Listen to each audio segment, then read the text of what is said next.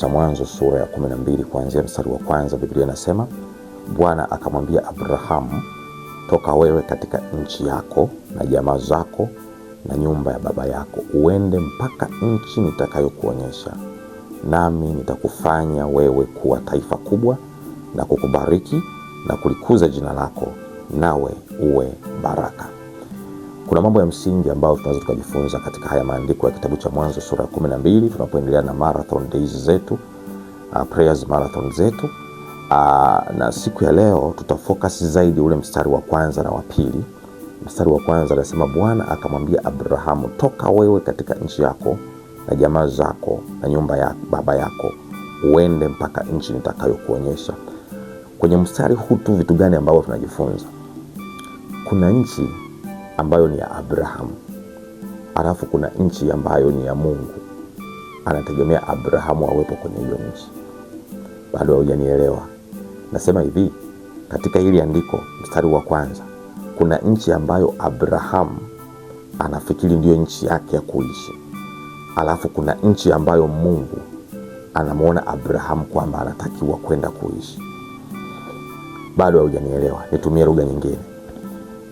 Kuna kile kitu ambacho unakifanya ukifikiri kwamba ndio kitu unachotakiwa kuwa unakifanya ukiwepo duniani, alafu kuna kile kitu ambacho Mungu anategemea wewe uwe unakifanya. Ngoja nijaribu kwa namna nyingine tena. Kuna eneo ambalo wewe unaishi ukifikiri kwamba hilo ndio eneo sahihi ambalo unatakiwa kuishi, alafu kuna eneo ambalo Mungu anataka uishi ili kusudi kupitia hilo eneo sasa aweze kufanya mambo makubwa katika maisha yako. Katika maisha yetu kuna maeneo katika maisha tumepita kwenye comfort zone ya namna fulani, tukizani kwamba ndio maeneo sahihi ambayo tunatakiwa kuwepo. Kwa bahati mbaya sana, kumbe Mungu hatuoni kwenye hayo maeneo, na ndio maana tumestagnate kwa muda mrefu. Na ndio maana umestagnate kwa muda mrefu kwenye eneo moja, kwa sababu eneo ambalo unadhani kwamba ndio sahihi wewe kuwepo sio eneo sahihi. Ndio sababu sasa Mungu anamwambia, toka wewe na jamaa zako na nyumba ya baba yako, uende mpaka nchi nitakayokuonyesha. Kwa hiyo kuna eneo sahihi ni lile ambalo Mungu yeye ndiye amekwambia uende ukakae pale. Kwa lugha nyingine, kama ukijipeleka kwenye eneo ambalo Mungu hajakwambia uende ukakae, huwezi kuona matokeo katika maisha yako na utaishi maisha ya hasara sana. Lakini kama ukienda kukaa kwenye eneo ambalo Mungu amekwambia uende ukakae, huwezi kutumia nguvu kubwa. Kuna rafiki yangu mmoja aliwahi kuniambia kwamba kitu ambacho ni mapenzi ya Mungu kwako, huwezi kutumia nguvu kubwa kukifanya. Ni kama tu unatereza kwenye ganda la ndizi, kinakuwa kimejaa neema isiyokuwa ya kawaida. Unajikuta unafanya mambo makubwa kwa namna rahisi sana, kwa sababu ni kitu ambacho Mungu ameachilia mkono wake na ameruhusu uweze kukifanya. Sasa Abrahamu anaambiwa, toka wewe katika nchi yako. Abrahamu alikuwa na nchi yake. I believe hata wewe una eneo lako. Nchi inayozungumzwa katika kitabu hiki tunaweza tukaifananisha na kitu ambacho wewe unafikiri ndio sahihi kukifanya. Kwa pengine kama leo pengine Mungu angesema, Chavala, achana na issue unayoifanya, alafu mimi nitakuagiza, nitakuongoza au nitakupa maelekezo ukafanye issue gani wapi. Sasa kinachotakiwa hapo ni kufuata maelekezo. Mungu akishasema kwamba anakutoa na kupeleka mahali fulani, kinachotakiwa kufuata kwako wewe ni maelekezo tu, kufuata maelekezo ya Mungu ili uweze kukutana na kile Mungu ambacho amekiazimia katika maisha yako. Okay, huo ulikuwa ni mstari wa kwanza. Kwa mstari wa kwanza najifunza kwamba kuna eneo ambalo ni la kwako wewe, lakini kuna eneo ambalo Mungu anataka akuweke. Sasa wewe utachagua, unapenda kukaa kwenye eneo lako mwenyewe ulilojiweka, au unapenda kukaa kwenye eneo ambalo Mungu amekwambia uende ukakae. The option is yours. Ukienda kwenye eneo ambalo Mungu amekupatia maelekezo ukakae, vitu gani vitafuata? Twende kwenye mstari wa pili. Anasema hivi, mstari wa pili sasa, nami nitakufanya uwe taifa kubwa, afu kuna koma pale. Okay. Kwa hiyo kumbe kitendo cha Abraham kutoka kwenye nchi yake aliyoizoea kwenda kwenye nchi ya maelekezo ambayo Mungu amempatia, cha kwanza ataenda kumfanya kuwa taifa kubwa. Kuwa taifa kubwa maana yake nini? Kuwa taifa kubwa Kuwa taifa kubwa maana yake unapata nguvu, unapata mamlaka, alafu na mipaka yako inatanuka. Unapata nguvu, unapata mamlaka, alafu mipaka yako inatanuka. Ili taifa liwe kubwa, cha kwanza lazima liwe na nguvu za kijeshi, lazima liwe na mamlaka ya kutawala, alafu lazima mipaka yake iwe mikubwa. Hivyo ndio vitu vya msingi ambavyo vina imply taifa kuwa kubwa. Kwa ili taifa liwe kubwa lazima liwe na nguvu, liwe na mamlaka, lakini mipaka yake itanuke. Sasa Mungu anapokupeleka eneo sahihi, kitu cha kwanza anachoenda kukifanya, anaenda kukufanya wewe kuwa taifa kubwa. Kwa lugha nyingine, anaenda kufanya mipaka yako itanuke. Anaenda kufanya uwe na nguvu, uwe na mamlaka. Unapokuwa na nguvu maana yake wewe ndiye unayetawala. Hivyo ndio vitu vya msingi ambavyo Mungu anafanya. Okay, jambo la pili, ataenda kufanyaje? Anasema kwamba nami nitakufanya kuwa taifa kubwa, alafu cha pili, na kukubariki. Ataenda kumbariki. Maana yake huyu Abrahamu ataenda kubarikiwa na Bwana. Mungu anapokubariki anakufanyia vitu vingi. Baraka zinakuja katika variety inakuja katika mfumo tofauti tofauti. Kwa hiyo Mungu akikubariki amekubariki tu. Unakuta kuna mambo yanaenda wewe hata hujui, hutumii nguvu, mambo yanaenda. Hizo ni baraka. Lakini Mungu anakupatia mahitaji yako ya kila siku, anakupatia supplies and everything that is blessings. Na zipo za aina nyingi, anakupa pumzi, uhai, uzima, afya njema na kila kitu. Hizo ni baraka. Jambo la tatu, na kulikuza jina lako. Hilo ni jambo la tatu. I like this. Kulikuza jina lako. Mungu anapokuza jina lako, jina limebeba utambulisho. Na kwa sababu jina ndilo linalobeba utambulisho, tafsiri yake ni kwamba wenye jina kubwa ndio ambao wana uwezo, au tunasema kwamba wana currency ya kuweza kununua vitu vikubwa zaidi. Jina linaweza likatumika kama fedha, linaweza likatumika kama currency ya kuweza kuaccess baadhi ya vitu. Ngoja nikupe mfano.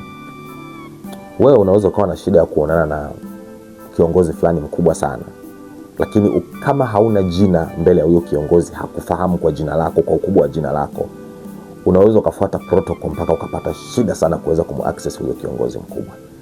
Lakini anapotokea mtu mwenye jina kubwa, anapotokea mtu mwenye jina kubwa katika hilo eneo, hata hitaji kupita protocol kwa walinzi. Kwanza au by default utakuta tayari ana mawasiliano ya yule mtu. Kwa hata mpigia simu moja kwa moja na atanyoka ofisini kwake moja kwa moja. Wakati wewe umebaki kwenye foleni unasubiri protokali, unasubiri protocol ziweze kufuatwa, kuna mwenzako ambaye anatoka na kupitiliza moja kwa moja kwenda kuonana na huyo mtu mkuu kwa sababu ana jina. Sasa Mungu anaposema atakupatia jina, anapokupatia jina, tafsiri yake ni kwamba amekupatia access. The name carries access. Jina linabeba njia au linabeba mlango wa kupita. Jina ni kama mlango, sio tu utambulisho, ni mlango wa kukusaidia kuingia kwenye maeneo ambayo wengine wasiokuwa na majina hawawezi kuingia. That is the meaning. Lakini it's more than that. Kwa Mungu anaposema kwamba anakupatia jina, unapokuwa umepewa jina kubwa, maana yake is the door, is the access, is the key to different items. Okay, lakini kitu cha nne anasema nami nitakufanya, nawe uwe baraka. Nitalikuza jina lako nawe uwe baraka. Atamfanya Abraham kuwa baraka. Kuwa baraka maana yake nini? Maana yake kuwabariki watu wengine. Ndio maana ya kuwa baraka. Okay, huwezi kuwa baraka kwa watu wengine kama wewe haujabarikiwa.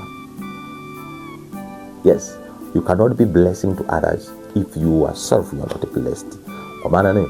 Kwa maana ya kwamba ili uweze kuwabariki watu wengine, ili watu wengine wajisikie kubarikiwa na wewe, lazima wewe uwe umebarikiwa kwanza. Sasa Mungu anaposema atakufanya kuwa baraka, anaposema atamfanya Abraham kuwa baraka, maana yake baada ya kuwa amembariki Abraham, ndio sasa atafanya sasa baraka za Abraham zianze kuambukiza na wengine. That's why Mungu anapokubariki wewe, sio tu anakubariki kwa ajili yako mwenyewe. Mungu akitaka kuwabariki watu wanaokuzunguka, anaanza kukubariki wewe. Akikubariki wewe, maana yake unaanza sasa kurelease zile baraka kwa wengine. Kwa Mungu atamfanya Abraham kuwa baraka kwa watu wengine. Ndio sababu anasema nitakufanya kuwa baraka. Sasa haya ni mambo manne ya msingi ambayo Mungu anategemea kuyafanya kwa Abrahamu.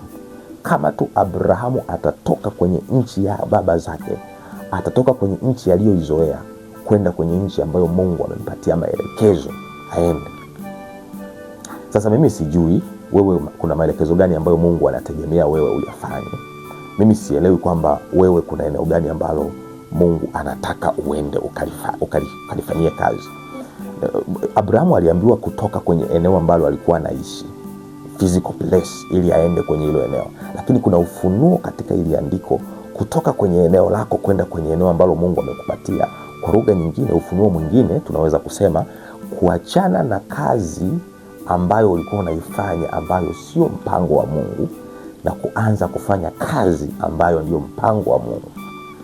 Unaweza ukanichukia, usinielewe kwenye hili eneo, lakini ndio nimeshasema na neno la Mungu halirudi bure.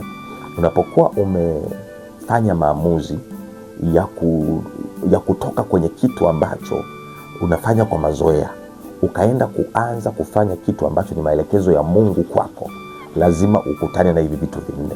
Kwanza, lazima Mungu akubariki. Pili, lazima akufanye kuwa taifa kubwa. Tatu, lazima akupatie jina kwenye hilo eneo. Na nne, ni lazima akufanye kuwa baraka kwa watu wengine.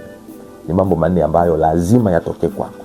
Biblia inasema neno la Mungu halitarudi bure mpaka limetimiza yale ambayo Mungu amelikusudia liweze kuyafanya.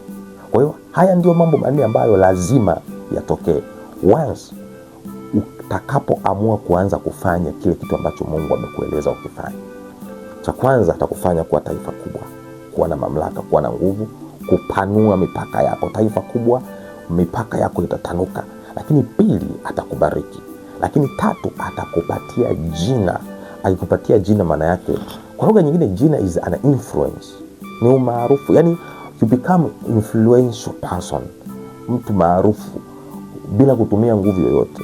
Na kwa bahati mbaya niseme tu kwamba yani mtu ambaye anamtumikia Mungu, kuwa maarufu kwake ni kitu ambacho kinakuja by default. Huwezi kutafuta umaarufu, it just follows you, inakutafuta automatic. Kwa sababu umeanza kufanya kitu ambacho Mungu anataka ukifanye, utajikuta tu ghafla umeanza kuwa maarufu. Yani wewe hutatafuta kuwa maarufu. Nasikitika kwamba kuna watu ambao wanakesha usiku na mchana wanatafuta umaarufu. Umaarufu hautafutwi. Umaarufu ni tunasema kwamba ni attachment inayoambatana na wewe popote pale, na inakutafuta wewe kama tu umeamua kuanza kufanya kitu ambacho Mungu amekuelekeza ufanye. Ila kama haujaanza kufanya kitu ambacho Mungu amekuelekeza kufanya, ndio sasa utatumia gharama kubwa sana kutafuta umaarufu. Lakini umaarufu, it's a reward, it's something that comes with. Ni kama tunasema kwamba unaponunua friji kwa mfano, wanakupatia na ile user manual ya friji, wanakupatia pengine na power stabilizer kwa mfano, wanakupatia na fridge guard kwa mfano. Ni vitu ambavyo vinaambatana na wewe kununua friji lako. Sasa once you start doing what God has instructed you to do, jina kwa maana ya influence au umaarufu, it comes by default. Huwezi kutumia nguvu kuanza kutafuta. You cannot use energy, hutumii nguvu kabisa. You will find yourself just being okay. Ngoja nikuulize swali. Biblia inasema kwa kitabu cha Luka, Yesu alipoanza kufanya yale mambo, zile assignment zake za kuhubiri, kuponya wagonjwa, kufanya nini, anasema habari zake zikaenea maeneo yote, Yudea, Samaria, Uyahudi, kote wakaanza kupata habari, automatically wakaanza kumfahamu Yesu. So you will not use energy kutafuta kwamba watu wakujue. You will be known. Hata kama hawataki watakujua. This is what is happening. I believe God has ministered to you. Naamini Mungu amekuhudumia asubuhi ya leo. Siku ya leo ninakutakia baraka za Mungu katika jina la Yesu, na Mungu akupatie neema ya kuelewa mapenzi ya Mungu unayotakiwa kuyafanya katika maisha yako, ili kusudi Mungu aweze kukutendea miujiza katika jina la Yesu. Hebu funika macho niweze kukuombea. Father, in the name of Jesus, I'm praying for this son and daughter that is watching me right now. Ninamwombea baraka zako Mungu. Fungua akili ya moyoni, aweze kusikia sauti sahihi na maelekezo sahihi ya kitu gani anatakiwa kukifanya hapa duniani, ambacho kitasababisha moja, awe taifa kubwa; kitakachosababisha mbili, abarikiwe; kitakachosababisha tatu, awe na jina; lakini nne, awe baraka kwa wengine, katika jina la Yesu. Na hizi ndizo nguzo kuu ambazo tunatakiwa zinatakiwa kudhihirika katika maisha yetu kama tukiamua kuanza kufanya vitu ambavyo umetuelekeza tuweze kuvifanya. Ninambariki katika jina la Yesu, yeye na familia yake, na wabariki kwa jina la Yesu, na mfungua akili ya rohoni aweze kuelewa kitu gani anatakiwa kukifanya ili aweze kufanikiwa katika jina la Yesu. Tunapoendelea na Prayers Marathon, tunaomba neema yako Mungu iendelee kutufunika na kutuinua na kutubariki sasa na mapenzi yako katika jina la Yesu. Amen. Unaweza kunitafuta kwa namba ya simu 0621 029 725. Mungu akubariki sana, nikutakia siku njema, ninakutuma ukabarikiwe katika jina la Yesu na siku yako imebarikiwa. Amen. Amen.